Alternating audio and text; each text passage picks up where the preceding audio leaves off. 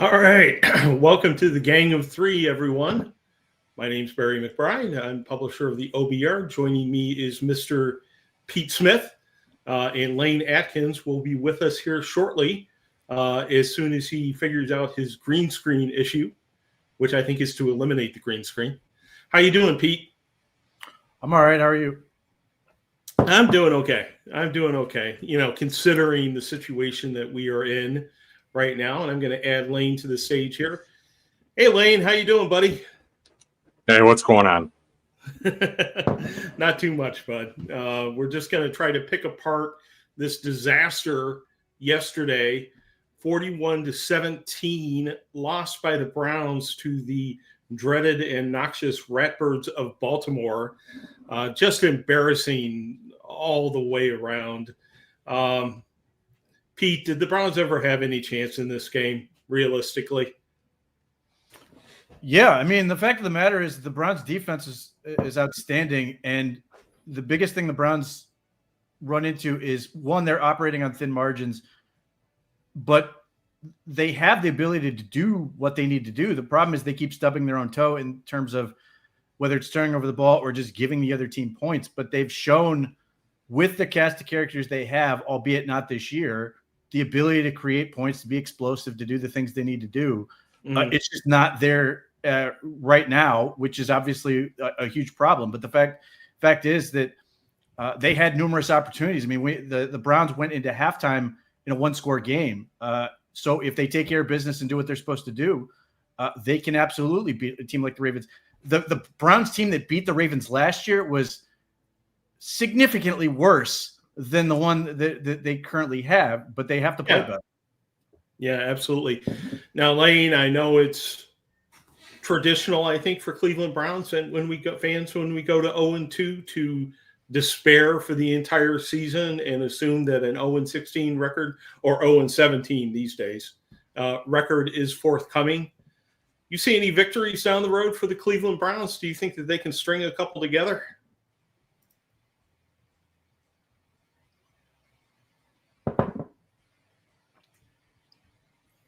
We can't hear you, buddy. I think one of the problems is that they have opportunities. I don't see them. I see them being competitive, but the first 6 games are going to be a tough stretch for them. It's going to be difficult. They had opportunities in the opener that they lost. They had opportunities yesterday that they gave away. You know, special teams play was poor yesterday. Offensive line got no push. Right. Couldn't maintain blocks, drop passes. You know, the array of what we've become known as the Cleveland Browns was on full display yesterday. That it was definitely an interesting game from the perspective of how low it could go. Listen, what we're going to do here today is we're going to pick it apart a little bit, try to understand what the issues are, try to understand how to fix them. We're going to start with that darn offense. We're going to look at the wide receiver room. We're going to look at cornerback depth, and we're going to try to answer some of your questions. Last week, I wasn't able to get to all the questions that we had. In fact, any of them. But I'm keeping a close eye out this time. So if you have questions or comments for the gang, feel free to fire them off in the YouTube or Twitch chat room. And we will certainly keep an eye on that. So let's start, by focusing on the offense. The offense failed to crack the 20-point barrier again. They've beaten 20-point barrier only 3 times since the start of the 2024 season. There's a lot of places to put the blame. The entire offense looked ineffective. Browns actually outgained Baltimore, if that means anything. 313 yards to 249 in terms of total net yards. But obviously, issues all over the place. Pete, Flacco does not look like the quarterback from 2023, to me at least. Well, he looked like the quarterback during the Houston game, yesterday. But beyond that, not looking like the quarterback from 2023. Outside the pocket, this guy was 0 for 5 with an interception. That was absolutely ridiculous. I guess, the question is, the first question I have for you is, do you think that the modern NFL can really handle, that an immobile quarterback like Joe Flacco can succeed at all? Okay, so this is a really interesting question because it touches on a few things. One, let's start here. I actually thought Joe Flacco looked like Joe Flacco in 2023 against Los Angeles Rams, which was his first start. He looked old and at times miserable in that game when Aaron Donald and those guys got after him. Now he bounced back and played well, and the Browns played some guys tomato cans, relatively speaking, down the stretch. But he looked awful in that game. They had some decent yardage and stuff, but overall the game was bad, and it looked really miserable, not unlike this game yesterday. To the question of the mobile quarterback in today's modern NFL, it's a really good question because you have 2 things going on. One, offensive line play is historically bad across the NFL, and in terms of developing it from the high school to collegiate and everything else, which is impacting how quarterbacks are developed and everything else. The other part of that is when you can't just essentially build these, impenetrable walls in front of guys. Defensive coordinators who have the most premium athletes ever to rush the passer know where the guy's going to be. That makes their life significantly easier. And you saw this play out yesterday. I mean, Joe Flacco struggled to move, and some of this is because he's 40. If we're sort of projecting forward to a guy like Garrett Nussmeier out of LSU, who's going to be a topic of conversation potentially, he moves better than Flacco does, but this also applies to Shedeur Sanders. That style of quarterback is easier to defend because your whole thing is you're knowing where they're going to be. And that is problematic when you have the athletes that some of these teams do, and you don't have necessarily the best offensive lineman in the world. So if you're going to have a quarterback like that, they have to either get rid of the ball really fast and efficiently and correctly, or two, you're going to have to invest so much in your offensive line that it's going to sort of take time to get that unit to work the same way, which is why you don't see a whole lot of these guys operate. Like there are people who think Joe Burrow is a statue. He's anything but. He's a great athlete. But just looking at the game yesterday, the Browns' defensive line isn't tremendous, and the combination of them and the linebackers are really impressive. But Lamar Jackson is just so athletic and can extend play to a point where he just became inevitable at a certain point in the game, where if you can't get him on the ground fast enough, he's eventually going to beat you. And Joe Flacco, being the example we're using, does not have that ability. And for him, the offensive line is getting pummeled, I think, but it's unrealistic to expect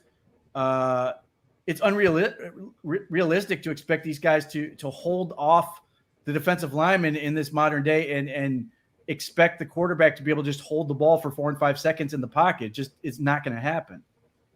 Yeah, especially against a very aggressive line like Baltimore. Really a challenge these days in the NFL, and that's why you see the success, obviously, of Jaden Daniels, of Lamar Jackson, very mobile quarterbacks. Lane, Kevin Stefanski went in front of the media today, and complimentary football was the buzzword of the day, which means, I interpret it to mean all 3 phases of the game have to actually play halfway decent in order to try to win. Are you hearing anything about the Browns' intentions at the quarterback position? Obviously, we're 2 games in and there's already pressure on Flacco.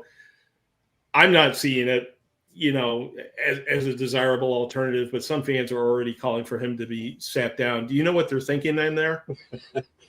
Well, that would be the expectation in Cleveland because the quarterback play has just been so miserable. But when you get right down to it, they traded for Kenny Pickett, and Kenny Pickett was the guy they ultimately envisioned being in this role right now. Hamstring injury set him back so far. They decided they changed course. They're going to have the 2 rookies on the roster, and they're going to go with Joe Flacco because he seemed like the only reasonable answer or guy to throw out there to the situation. And that continues today. Flacco can't move. Issues in the pocket. Can't depend on his receivers to throw him open. Can't depend on him to hold on to the ball. I mean, you got your tight ends are your key components in the pass game, and Dylan Sampson a week ago, who was pretty cast aside yesterday. Yeah. When they it just comes down to is right now it's going to be Joe Flacco. I mean, let's see what happens this week coming up. I'm not expecting a lot against the Green Bay Packers. I'm expecting more of the same. Flacco can't move. The offensive line can only provide so much support for him. They knew Baltimore was coming. Teams are going to watch that film. They're going to know the same thing. They're going to do the same thing. And they're just going to bring heat to it because they know that the Browns aren't going to beat them over the top unless it's something extraordinary happens to make that work. Yeah, in terms of downfield passing, Lamar Jackson wasn't able to do a tremendous amount, but he got about 80 yards through long passes. The Browns, I think, 25 or 26.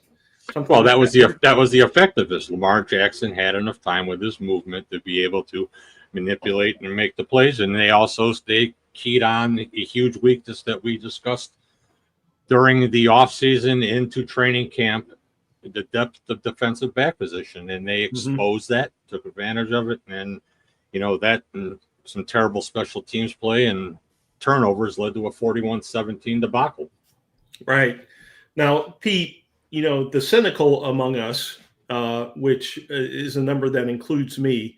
We're talking before the season about starting Flacco, needing to see the younger quarterbacks get out there and play, and probably getting Flacco through those first 6 games that are just brutal on this schedule.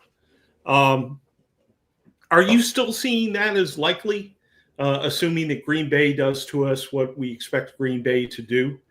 Are you still feeling like the front office will hold on to him for that period of time, or maybe with the Vikings quarterback situation changing, going to some of the youngsters a little bit earlier?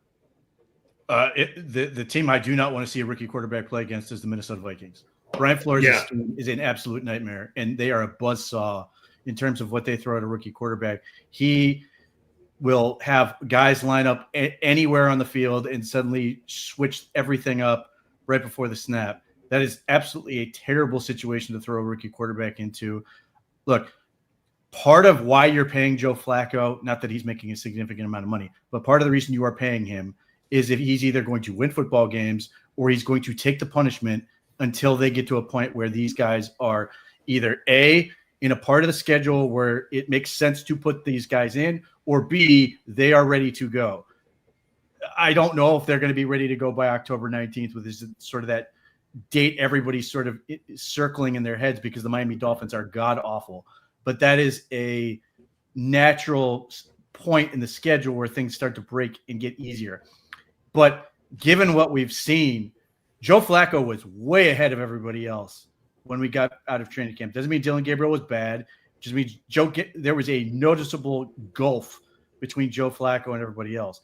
I don't think that gulf has been they've closed the gap in 2 weeks. So, is a potential ugly loss to the Green Bay Packers going to change that? No. And ultimately, this conversation is much larger than just trying to get these guys on the field. Kevin Stefanski has I don't look at this as ownership potentially firing Kevin Stefanski, if that even becomes a consideration.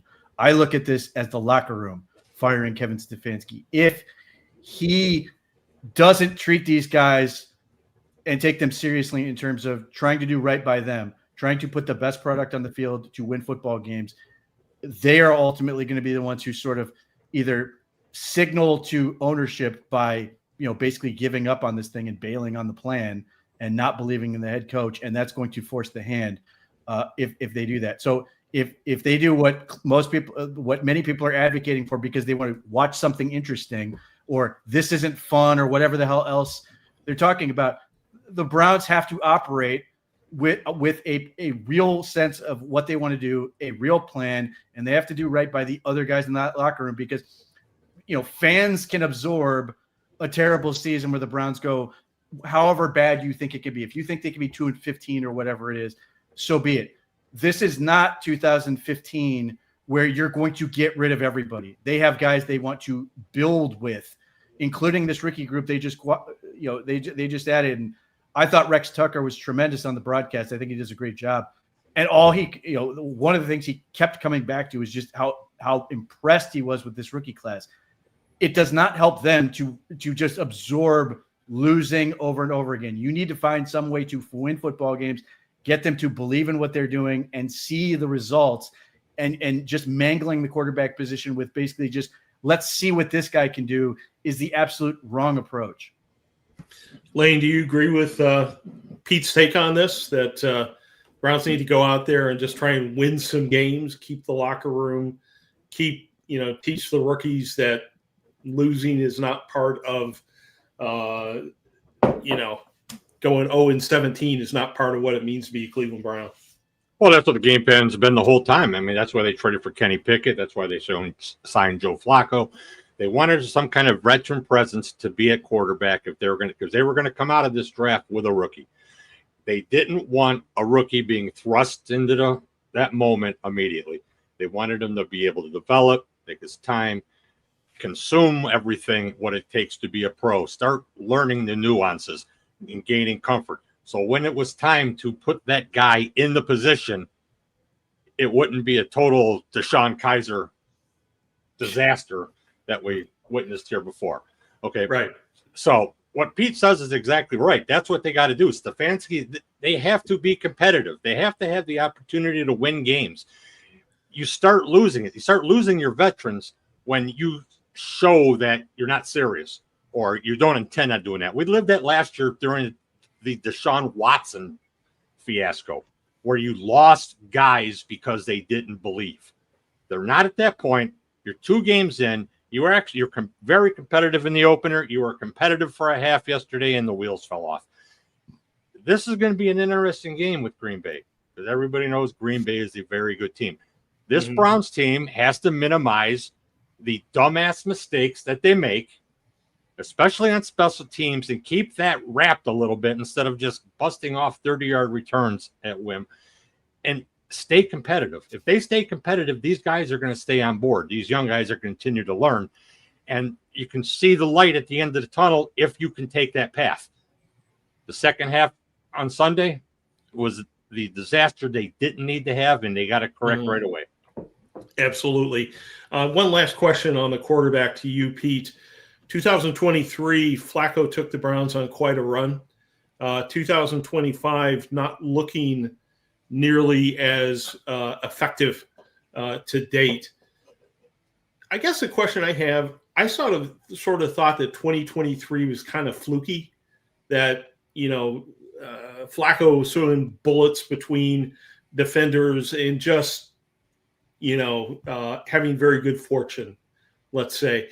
What is the big difference between 2023 and 2025? Is it age? Is it receivers? Is it the offensive line? Why does Flacco look so different than he did during that stretch? Well, part of this is, in some ways, it's honestly, you can almost hold it against Joe Flacco that in a lot of ways he's playing with more discretion. He didn't do that in 2023. He took a lot of risks. The Chicago Bears game and that throw he made to Amari Cooper that ultimately sort of took them and won the game felt like a 1 in 100 pass. It wasn't something you can just rely on. And that's why you had that feel of magic that happened. And look, there are people who don't watch football that were interested in that team going in and out every week because it was like this event of what, I compared it at the time to being like an old Western. The Browns are stuck in some box canyon. How are they going to get out of this one? And they do it. Having said that, if you're trying to contrast what I see between 2023 and 2025 beyond who they're playing, one, Amari Cooper was a sensational football player in 2023. Right now, and look, you can sort of look at this team and the number of rookies they're playing on offense, and you can sort of sit there and go, if I just look at this from 30,000 feet, they should probably be struggling because they have so many young players on the field. They may not be knowing what they're doing. The problem is the rookies are doing better than some of the veterans. And there's 2 guys that jump out to me right now. Well, 3 really that jump out to me right now, but 2 that are making real dollars that have to be better than what they're doing right now. That's Jerry Jeudy and David Njoku. Jerry Jeudy is a tremendously talented player who went from ugly early stretch, and a lot of that was because Deshaun Watson was just god awful, to arguably the most prolific receiver in football for 2/3, 3/4 of the season. And now he's just wildly inconsistent. David Njoku, he's not doing a great job of getting open, but they've got to either create more plays themselves. They combined for 2 explosive plays yesterday. I think both of them ultimately led to the 10 points they got before Dylan Gabriel came in. Or the other element is they have to be so problematic for the defense that they create openings for everybody else. And that's not happening right now. And when you've got Jerry Jeudy dropping passes or juggling passes or everything else, and David Njoku's not playing like a game-changing factor. And to be fair, he was also part of that big stretch in 2023. He just played better. He had a bunch of monster plays in that stretch as well. Those guys have to be better. Now, some of that is absolutely on Flacco. He has to play better. There's no question about that. And the Browns have some other things other buttons they need to be able to push that they can help. like the Quentin Judkins thing, which looks like it could be certainly helpful, but they didn't have that in 2023 either. And the line was worse in 2023, and they were able to get more out of it. So those are the guys I look at right now. If you're trying to pinpoint a thing of guys they need to get more out of, it's Jerry Jeudy, David Njoku, and then to a certain element, it's Cedric Tillman needs to be more consistent. But if those guys can just play average relative to their ability, this team is significantly better. And we've seen flashes, but it's been a roller coaster ride. And obviously Jerry Jeudy dropped that became an interception is part of the reason they lost in week 1.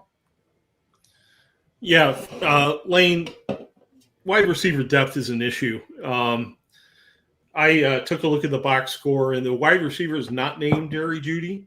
And Judy's had his own struggles, as Pete alludes to. They had 11 targets, 4 receptions, 33 yards. Every wide receiver not named Jerry Jeudy. You take away the miraculous bobble touchdown for 18 yards, and that's 10 targets, 3 receptions, 15 yards. That includes said Tillman, Jamari Thrash, any other Isaiah Bond, any other wide receiver that the Cleveland Browns have. At this point, are we looking at those guys as simply not developing, or are we giving credit to the Baltimore secondary for shutting down all but our, very top receivers? You have to get the ball out on time. You got to protect the quarterback. You got to make smart decisions, and all that's coupled into this thing with the wide receivers dropping passes, not fighting to get open, not getting thrown open. There's all kind of facets. I don't understand why Thrash hasn't seen the field more.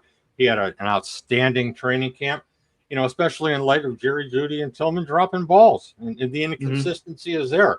You bring a guy in who's a little speedy and who can cut on a dime and, see what you can do with that. Right now, it's a group effort. It's not just a wide receiver thing. It's not just a quarterback thing or an offensive line thing or a play calling thing. They have to be better overall.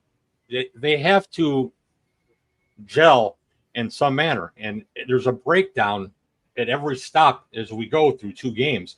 You can see the mental errors, the mistakes that they make that leads to further regression. And that's the issue that we have here. Joe Flacco looks like the same guy who played last year in Indianapolis. He looks no different. He's a statue. He's making throws. He's late at times. He's still turning the ball over. I don't know if he's trying to do too much or if that's just age and everything else catching up to him and the pressure around because these guys aren't getting open. But you don't see the same mentality with this offense from 2023 that you see now. Pete talked about, when Flacco would drop back and he was just rifling shots. He was gunslinging stuff out there, and Amari Cooper was coming out of nowhere catching stuff. Right now, you don't have that guy at wide receiver. Right. You had him last year with Jerry Jeudy when he was with Jameis Winston, because him and Jameis Winston were tied at the hip. Right. And Winston was a very good person for Jerry Jeudy for his confidence, his morale, and everything else. If you notice a year ago when Winston got benched, Jerry Jeudy started to regress. We haven't seen that same guy yet. And if he doesn't step up back into that role, it's going to be issues here. And you have to have an offensive line that can protect your quarterback that gets the ball out, and receivers that make plays. Right now, you don't have any of that. Well, Pete, I'm going to step into dangerous territory now because I'm going to start talking about defensive strategy against the Browns, and I know absolutely nothing. So please feel free to explain to me like I'm a third grader.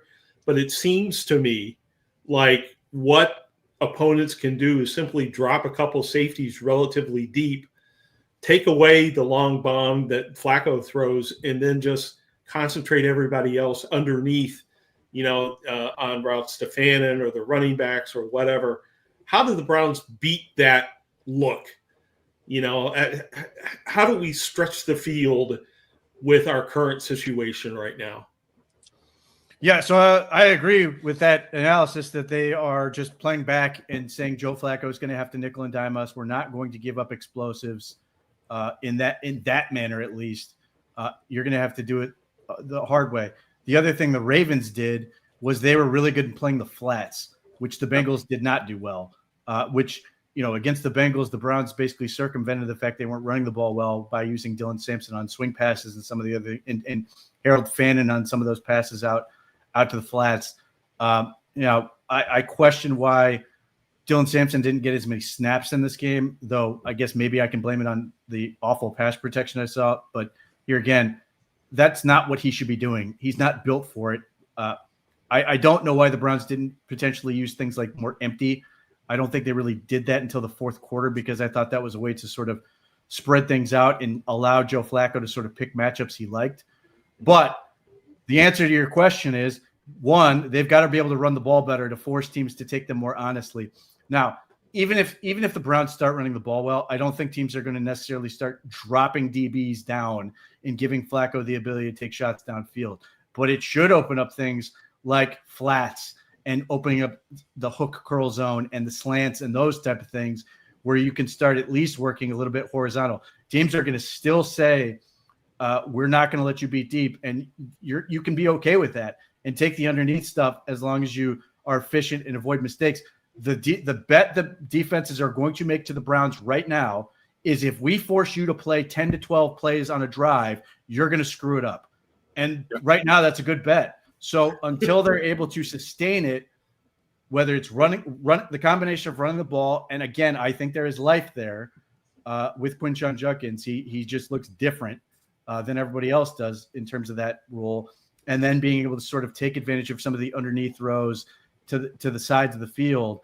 I think that's where this thing they can start taking advantage of that stuff, because I don't think teams are going until the Browns prove they can do that and sustain drives and do the dirty work, which honestly plays to the Browns' strengths in some ways, because ultimately that gives the Browns the opportunity to sort of shorten games.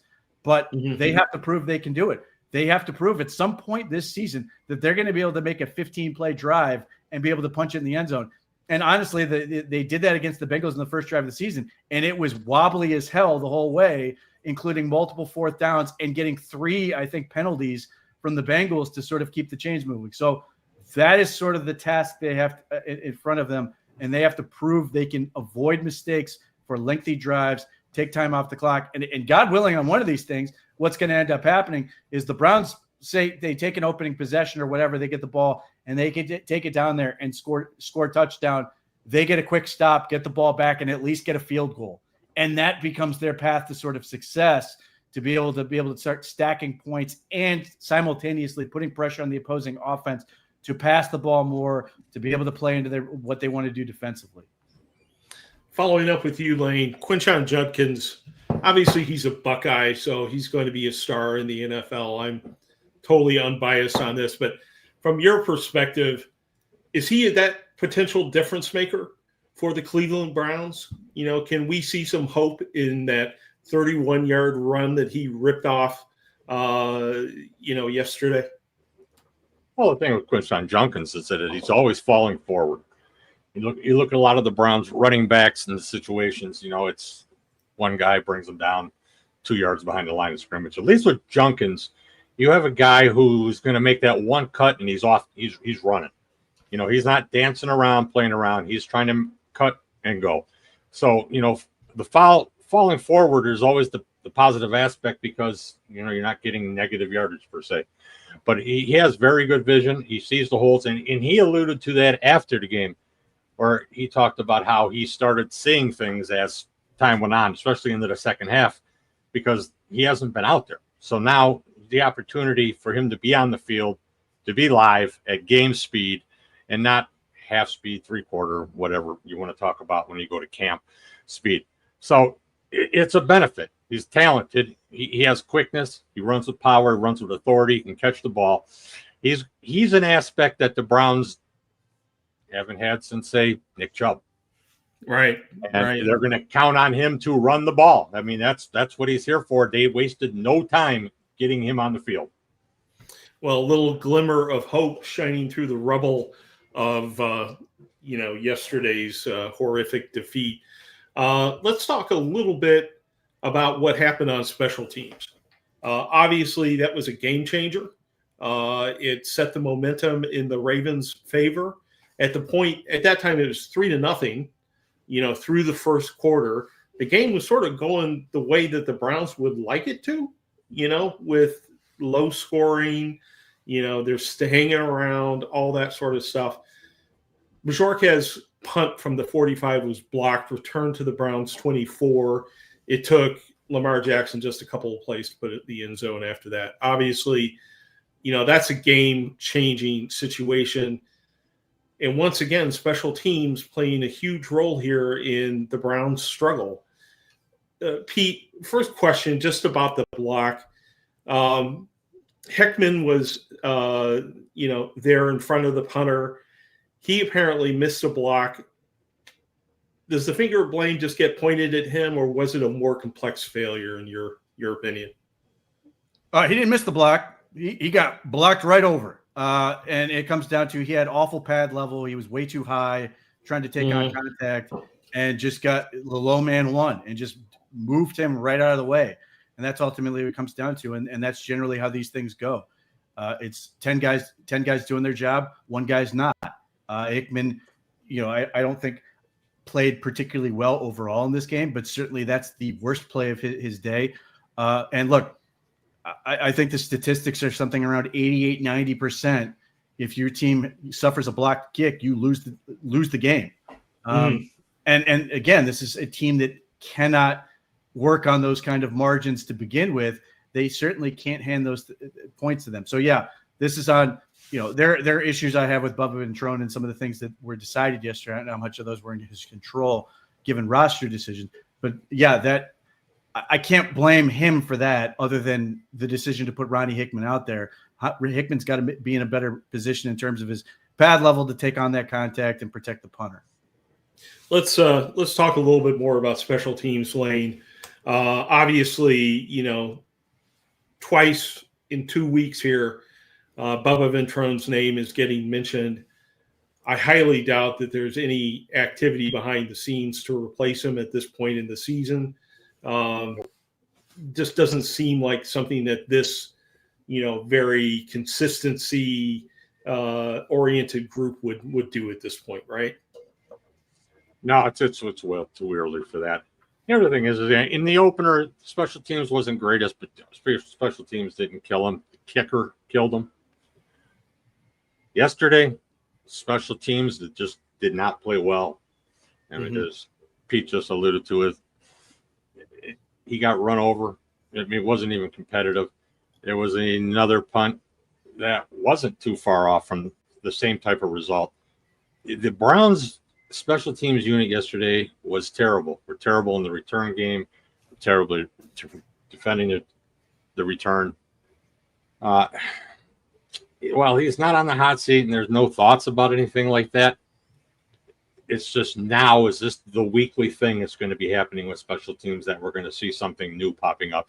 DeAndre Carter goes out in the concussion protocol. They have nobody really capable to go back there and field kicks. It's like we see this story over and over with the Browns. Where do you break that cycle? Because this isn't the first time special teams has been an issue, and it's not going to be the last. So, I was just going to ask, is it an issue? I mean, the first thing that I think a lot of fans point to is the coach, right? It's the coach's fault. But taking a look at this roster, do we have any guys who you would consider to be, sort of special purpose, special teams studs on this roster? Did Andrew Berry, when he put the roster together, how important an emphasis was special teams? Finding guys who can block or run down the field and level someone, or was it just a numbers game where the special teams, the top special teams players just didn't make the roster? Relative to the question I have coming out of this game was, I'm gonna go ahead and guess that Bubba Ventrone was not in favor of waiving Gage Larvadain when they activated Quentin Judkins. Nope. Seemingly, when they activated Judkins, and that was the move, the immediate reaction that Ventrone would have had, well, if DeAndre Carter gets hurt, that's my next punt returner. And then lo and behold, Carter goes out with a concussion, and now they put a guy back there who has never been a punt returner in any meaningful capacity. Maybe he shagged some balls. I know he's done it a little bit since he's arrived in Cleveland, but Isaiah Bond's not a punt returner, and he looked like Donovan Peoples-Jones early on tracking the ball, where it was just an adventure and you weren't sure he was going to catch it. That was terrifying. And there were balls he didn't catch that he should have caught that ended up losing them hidden yardage. And then when he did catch the ball, it was an automatic fair catch. So that's more yardage you're losing, hidden yardage. And again, these are small details that the Browns can't afford to lose. So again, it makes Bubba Ventrone look like he's the bad guy here, but I suspect that was a decision that was over his head. The combination of Andrew Berry and Kevin Stefanski said, look, we want to try to get, we want to try to make it through this and hope DeAndre Carter can get through it. Well, they chose poorly relative to the guys they cut, because Raheem Sanders survived, and I'm not advocating that he be cut, but he was inactive for the game, and they could have really used Gage Larvadain in that game for that exact role. So now, I assume Gage Larvadain is going to end up somehow back on the practice squad, or they're going to make another move where they're going to put him back on the active roster and move somebody else, because Larvadain is going to have to return punts this week in some form or fashion to sort of correct that mistake. So that's where, it becomes an organizational decision, and the special teams coach is sort of like, hey, I'm trying here. I desperately want to get this. But to your larger question, look, they have guys that are very good on special teams. I like Aiden Huntington is one of them, despite the fact he's a defensive tackle, for God's sake. But nevertheless, they have guys that can do the job, but they've got to get more out of them. And this is one of the things that sort of the weird way the Browns, I approve of this relative to how they're building their roster, is the way they've brought in these young players, particularly undrafted free agents that they've taken time with and developed to sort of understand how they to work in their program. And special teams is a big part of that. But they are making mistakes, and hopefully these things can get better in a hurry, because we are having this conversation on a weekly basis, and everybody's immediate reaction when anything goes wrong is, well, fire Bubba Ventrone. I'm not saying that Bubba Ventrone is necessarily a great coach in this scenario, or that he's the answer, but I will defend him to the idea that I do not doubt for a second that he's saying, please don't cut Gage Larvadain. I have no one else to return punts. Yeah, exactly. Now, Lane, I'll follow up with you, with regard to Ventrone's stability, the hotness of his seat. I'm assuming that it's not hot at all. But then secondly, the Browns go through kick returners like Spinal Tap went through drummers. I mean, it's like every year there's a specialty kick returner who has a concussion, who has an issue, they just haven't been able to maintain one on the roster. Do you think that this team could, will go to Larvadain like, Pete suggests here, or do you think that they will once again look outside the organization? I don't see why they wouldn't look at Gage. He was a young guy who he excelled in camp, excelled in game conditions, showed that he could handle the responsibility, and he's explosive. He's quick twitch, can make things happen. You talk about the Browns and always having a problem in the return game or not having a returner. They go out, they signed DeAndre Carter thinking, hey, we got a guy who's going to return kicks, we're set. Well, that lasted a week. And then they go ahead and they cut Larvadain, which, just raised my antennas, because I just didn't think that was the smartest move to make. Especially like Pete said, they put Sanders and he was inactive. I mean, yeah, they didn't cut Sanders because they wanted to be sure what happens with Judkins, because they don't know what's going to happen with the league here in this upcoming week or so. So they didn't want to release him. But they always leave themselves in a precarious position, because there's always some kind of breakdown that happens with this team on special teams almost every week. Sometimes it's minute and it doesn't cost them. Sometimes it's just a huge issue and they just regress, and it ends up really costing them opportunities in ball games that we've seen yesterday. So unless there's somebody sitting out there who's really that guy to help on special teams in the return game, I go back to Larverdane and get him back in here, especially with the youth movement, how they're trying to do things with these young guys, teach them and develop them. To me, that's the smart move. Right. Well, while we just picked apart special teams, we were talking about the offense. Obviously, the defense is not a focus of our discussion very much because it did so effectively yesterday. There aren't as many problems to solve. But I do want to talk about backup cornerback. But before we do that, I want to chat a little bit about the offensive line.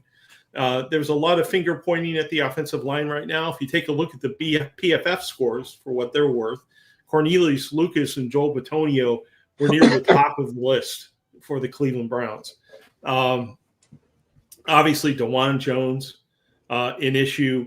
We had, Conklin out, although Lucas seemed to fill in fairly well, and Ethan Posick near the bottom of the PFF rankings this week. Pete, what are your major concerns about the offensive line at this point? Is it left tackle? Is it center? What's going wrong with our return to the wide zone? Well, the return to the wide zone is challenged right now because of their tackle position. Not having Jack Conklin is a huge limitation. In fact, the Browns actually tried to run wide zone basically right off the rip, and they immediately allowed a run through and a tackle in the backfield, which obviously stopped it before it started. That's another problem. So, the tackle sort of limits you in some ways in terms of your athleticism.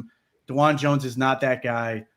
That was one of the reasons they were sort of hesitant to stay with it when they started switching offenses. Cornelius Lucas isn't really built to do it either. But again, they tried and it sort of got stopped before it got started. So hopefully you get Conklin back. And listening to Kevin Stefanski talk about it, I am very worried about the status of Jack Conklin when you get into him saying basically, is he going to be out for a significant amount of time? And the answer is, I hope not. That does not inspire a whole lot of confidence. So that is a challenge. But you have to have a lot of things go correctly in terms of that. The other thing with the wide zone is they need a back who can execute it. And obviously Quentin Judkins was sort of thrown into the mix this week, but he was the guy they have been sort of waiting for to do this with. This is, Raheem Sanders theoretically can run it. Jerome Ford's never really excelled at it. He doesn't have the vision, so he's more of a gap scheme runner when they've utilized him. Dylan Sampson, maybe he can do it, but he's never really been asked to do it that much outside of whatever he's learned. So there is some element to this where they've been waiting for Judkins, and maybe that's going to help the situation. But when they try to run it, they got to block it, and they've got to be able to execute more consistently with what they're doing. So from that standpoint, the offensive line has to back up their talk in terms of saying, we wanted to return to the wide zone scheme. We think it's a better fit for us. Okay, you wanted it. Now you've got it. Now you've got to make it happen. Yeah, Lane, I want your take on the offensive line in general as well. But Pete sort of alluded to it earlier. I don't know if it's another issue that the team is facing, but they've got a lot of youth, obviously, at tight end, at running back, and at wide receiver. And just one thought that I had was maybe that's contributing to, their blocking problems as well. But would like your thoughts overall on the offensive line right now. I think some of the best play is coming from these young guys, to be honest with you. You get down to it and you look at the offensive line and you see that they're being physically stonewalled or pushed around. I mean, I look at PFF scores, like I said, I take them all with a grain of salt because a lot of times you need the eye test to see what's going on. And you can see that maybe your right guard isn't nearly as solid as, say, 2 years ago, or can't get to space nearly as quickly to pick up that backer or safety. In your center position, Ethan Posick is a serviceable center. He's nothing special. He's not going to overwhelm you. He's serviceable. And a game against, say, Baltimore, where Baltimore is very physical in size. They run some stunts. Baltimore mainly did this damage yesterday with a four-man rush. Mm-hmm. Yes, there was some blitzing, a lot of shell coverage. they didn't just go blitz crazy and annihilate the Browns offensive line. The Browns offensive line, the tackles are mediocre. Your center is serviceable. Your left guard, he's playing over himself right now, and your right guard is showing a lot of inconsistency. You couple that with running backs that aren't hitting the hole or hitting the hole on time or missing the hole, this creates these additional issues that you see. So we don't have a real firm grasp on this offensive line yet, but we do know the tackles positions are a problem right now. If Conklin doesn't come back, it just puts a further emphasis on that tackle position. It's a troublesome situation to be setting in going into week 3 because you just don't know what you have. Right. Is this something that we're going to have to wait for 2026 to fix, Pete, with all those draft picks that we have? Any potential here for a happy ending to this particular problem? Yeah, so I actually plan to write about this, or have been trying to write about this. Look, the Browns have been pushing this thing off in terms of really building the offensive line the way it needs to be built. They drafted Zach Zinter. They got Luke Whippler. Luke Whippler looks very promising. But this year, when you sort of had this one last bastion of hope to sort of get guys you can sort of not necessarily force into the lineup, they opted not to. Now, you can defend that by saying, hey, Mason Graham and Carson Swesher are outstanding players right off the rip. That Harold Fannin and Dylan Sampson look like they belong in the NFL and can be part of a solution going forward, and that they've got these rookie quarterbacks, and Quentin Judkins looked pretty interesting in his first game. So not addressing the offensive line is now something they are pushing off into next year, and it's going to be a big thing. But like, you can sort of defend that by saying, well, yeah, we didn't do this thing the way maybe you would have liked us to, but we got all these guys who are helping us right now. And both things are true. But yes, the fact of the matter is the Browns are going to have to go heavy into the offensive line this coming offseason.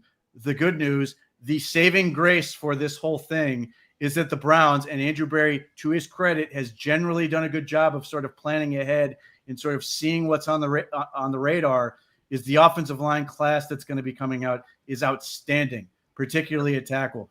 There are multiple frontline players that are going to go extremely high in the draft. The first round is going to be loaded with these guys, the type of guys you athletically, size-wise, everything you could possibly dream of. And there are shapes and sizes of all these type of things. Now, having said that, that's all well and good, and they have to go and get those guys, and they're going to be in an awkward position that they're going to not have any real sort of runway in terms of they're going to have to draft these guys, and they're going to insert them right into the lineup. And when you pick guys in the first round, generally speaking, you can do that. After that, the way that offensive linemen are being developed in college football nowadays and how much more work they need when they get to the NFL, anything after the first round, it becomes extremely sketchy in terms of how early of an impact you can expect from this. And look no further from the Browns than Zach Zinter. And I'm not going to say that Zach Zinter is a bad football player, that he's never going to figure it out. But I think it's safe to say that Zach Zinter isn't where the Browns hoped he would be at this point in time relative to what they got from him. Luke Whippler, in some ways, is the opposite, even though the development, particularly with his core strength, was sort of baked in. He understands how the position is supposed to be played. There's a physical component involved with that. So in that sense, the Browns have pushed this thing off. The bill is coming due, and they have a lot of work to do, and they need to get a lot of it right. That may involve dipping into free agency. That may be involving keeping a guy maybe they didn't necessarily want to have to keep for another year to try to get them past this thing. But yes, and the Band-Aid they've sort of put on this thing, and I don't look at this as an answer. I look at this as a swing, is the trade they made for, a seventh round pick in 2037 for KT Leviston, who's interesting. But I certainly would, I've seen people suggest that we'll just pencil him into the lineup next year. No, that is not realistic. He's a guy. He's the one young guy they sort of brought in from this year that, yes, they can sort of develop in him and see what he's going to be. But I think even the Browns would be, if they were honest with you, would say this is about 2027, 2028, and hoping that he can develop into alignment that they see fit. So, yeah, this is a significant investment. I know Browns fans are sitting there going, man, I'd love to have Caleb Downs on this football team. Get ready for it. It's going to be a whole lot of big 300-pounders that you're going to be looking at and we're going to be talking about in draft season. All right. Well, I am tempted to go get the bourbon at this point because I'm a little bit down after that particular conversation. Maybe there's a quick fix on this next one, and that's cornerback depth. Obviously, Lane. Jackson was picking on Cam Mitchell and Miles Harden extensively yesterday after Denzel Ward had to leave the game due to cramps. Pickings are pretty slim beyond what we have on the roster. Do you think the Browns make a move, or just hope that Denzel can play? Well, you always hope that Denzel can play, and I know that they've kept an eye on the DB availabilities out there. You know, this is something we've talked endlessly about worrying about the depth in the defensive backfield. And second game in, and it reared its ugly head. Cam Mitchell was atrocious. Harden wasn't nearly as bad, but Mitchell was just atrocious. And this is what you have to worry about when you have an outstanding talent like Denzel Ward and you have a Greg Newsome. Because these guys tend to miss games. And I don't care how you want to put it. I'd rather do the show and say it the way it is. The Browns blew it when it comes to defensive backfield depth. I don't think they went far enough. I don't think they looked deep enough. And I think that they have such a thing about wanting to hold on to their own guys and development and trust them and all this other BS that this is what happened. And you saw it yesterday. It's not the first time that we've seen Cam Mitchell get lit up. It's not going to be the last as long as he continues to be that guy. So you better hope that Denzel Ward and Greg Newsome stay on the field, because if they don't, they're dead. Oh, my goodness. I'm going to try to end this on a – go ahead, Pete. You have something? Well, look, I'm not as hard on the situation as Lane is, though I certainly understand his sentiment here. Look, in my mind, Cameron Mitchell drives me insane because he constantly plays the wrong leverage in circumstances. I would hope that he has run himself out of trust in that sense. Having said that, I really like what I see from Miles Harden, and I think he can play. And I think that's the bet you want to keep making right now. And maybe he can figure it out and be a real solution to this. I will defend the corners to the extent to say that when you play nothing but man coverage, and I was dead wrong on this. One, it's a credit to the Browns front and their linebackers that they played almost nothing but man, and Lamar Jackson did not run all over them. That's genuinely insane. I don't know that has been done to hold the – I mean, I know for a fact it's the record low rushing total the Ravens have had since he's been their starting quarterback with 45 yards. Doing that and playing man behind it is remarkable. Having said that, it ain't hard to figure out, man, when you see it endlessly over the course of a game from a scheme standpoint, from a quarterback seeing it standpoint. So at some point, when your pressure doesn't get home and the quarterback finds enough time, he's eventually going to get you. That's just the nature of the beast. So if we are in a situation where we say Denzel Ward is out of the game for more than just cramps, or that Greg Newsome gets hurt, even though, again, I come back to this game and I continue to be like, yes, I like what I'm seeing from Greg Newsome. I'm happy with what I'm getting from him right now. But if that becomes the case, you are saying at that point, the Browns defensive front is either going to win this game or they're not. And it becomes putting the opponent on a clock. The other thing I will say with this is the Browns' hand was sort of forced in terms of Cam Mitchell playing on the outside yesterday because of the cramp situation, which allowed Harden to play in the slot. I simultaneously hope that Harden has earned himself a little bit more trust and time there. But I'm also curious to see, is because Cameron Mitchell was so bad, we did get a handful of reps from Jarek Bernard-Converse. I know he's new and they're trying to ease him in, but at least from a man coverage standpoint, he is more built to be an outside corner. That's basically all he's done in his career. That'll be the thing I'm sort of keeping an eye on. Are we going to get to a point where if one of those top corners comes off the field, if Converse is going to be the guy that comes in on the outside and Harden slides into the slot. Lastly, they do have two guys on the practice squad, which I'm at least intrigued by. I'm curious to see what's going to happen with them between Dom Jones and particularly Lamarian James. So, yes, you can certainly criticize the Browns for not taking an aggressive enough approach with the cornerback position. But the one thing I will end on is that 32 teams do not have enough corners. And this idea that the Browns are going to suddenly go out and find an answer is not realistic. And if a team were willing to trade one, which I don't think anyone would be, they're going to demand the moon for it and get it in the event event they actually make such a move. Well, let me add to that Jim Schwartz and his personality and his makeup and what he personally believes and thinks, what we saw yesterday after Ward went out didn't fly too well with him. It's not the first time that we've seen these kind of issues in coverage. It's a lot of the reason why he's a man guy. He likes that zero coverage. He loves man. And it's one of the reasons why when this team plays zone or cover 2 or 3, and they have communications issues and screw everything up, it pushes him further back to what he believes in.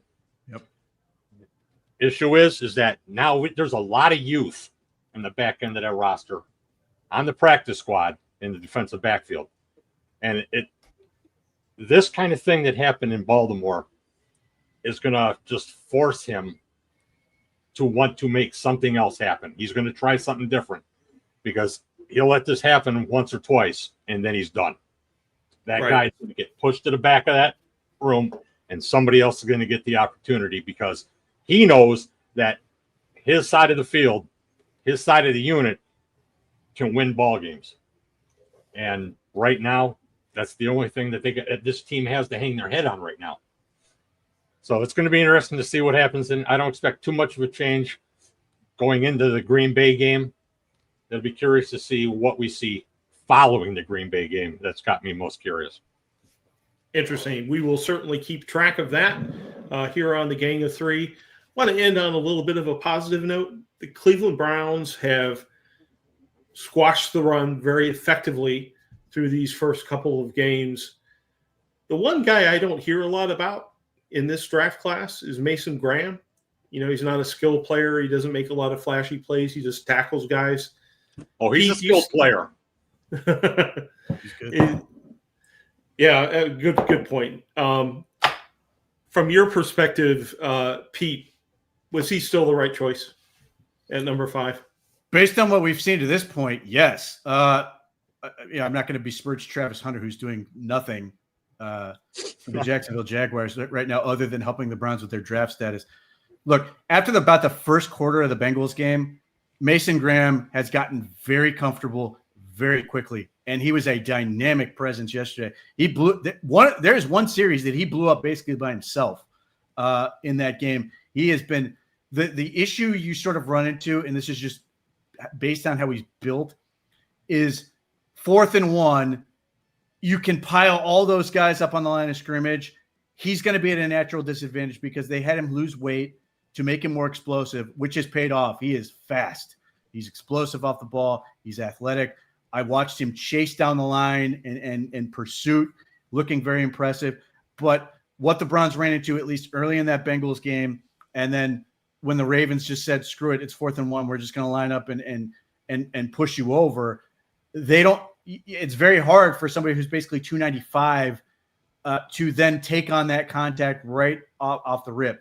He is sort of, and I suppose a dated reference in some points, he is more in line with the Kelly Gregg style of nose tackle where he's sub 300 pounds, but he's such a dynamic run defender because he generates momentum so quickly.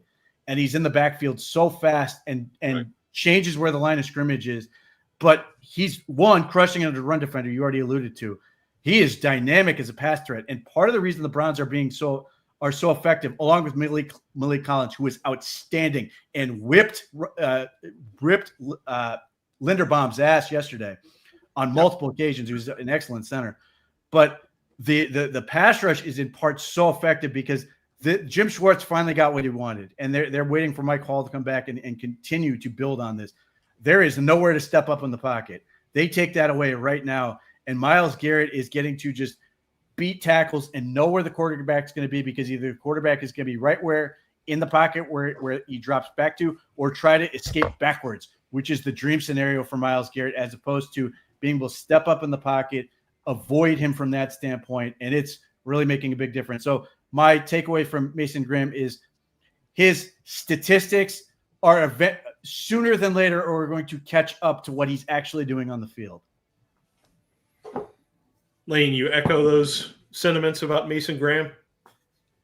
Mason Graham will never be given the credit that he deserves for what he's doing already outside of the first half of a quarter against Cincinnati. He's played outstanding. He's been very good inside. Him and Collins have been special, which has made this defensive line, makes the front seven just so effective. And they've done it, and they're going to continue to do it. Mason Graham, he was trade down, 5th pick. Anybody who complains about what this young man is doing doesn't understand what he's supposed to be doing. Yeah, he continues to be outstanding. From my perspective, the player I saw at Michigan, who wiped out Ohio State, is now part of the Cleveland Browns front seven and doing a very, very nice job so far. So at least we have a draft class that from top to maybe not quite the bottom, which is a bit untested yet, looks very, very good to start with. So at least that's something for Cleveland Browns fans to take away from these first 2 games. Thank you, gentlemen, as always, for your time and the conversation again tonight. Been very illuminating. Thank you very much for all of our people who visited, the hundreds of people on X and YouTube and so on and so forth. Really appreciate you hanging out with us here as we talk about Cleveland Browns. Know that, last Sunday was not the day that we all wanted, but we're going to keep talking Cleveland Browns anyway. So for Pete Smith, for Lane Adkins, I'm Barry McBride. Good night from the Gang of 3. We'll see you next Monday.